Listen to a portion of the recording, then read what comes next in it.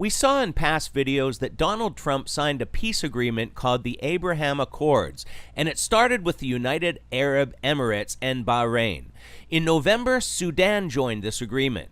And once again, this agreement is separate from the peace agreements of the past with both Jordan and with Egypt. But now Morocco has joined. Whether this is the covenant spoken of in Daniel 9:27 that will be strengthened by the Antichrist, time will tell. But as more Muslim countries join this so-called peace agreement, it would definitely seem that a day in the near future may come where people are saying peace and safety, and then sudden destruction will come.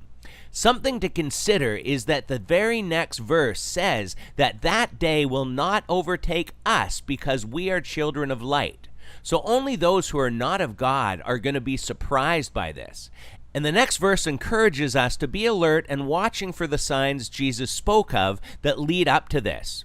I know there's lots of views on eschatology and Christ's return, but let's finish off with one last thing. The passage is speaking of the day of the Lord, which I'm sure we'd agree is when God's wrath is poured out. We see in Revelation that after the sixth seal, the sun and moon are darkened. And in the next verses, people hide themselves and declared that the wrath of God had come.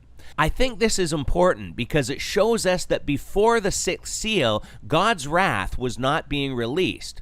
We won't go into detail on this subject, but thought it was worth mentioning. It's also interesting that the book of Revelation is the only book that gives us a blessing to the people reading and understanding it. So let's do what 1 Thessalonians says and be alert, study Scripture, and watch for the signs Jesus spoke of. As always, leave your thoughts and comments below, and until next time, take care and God bless.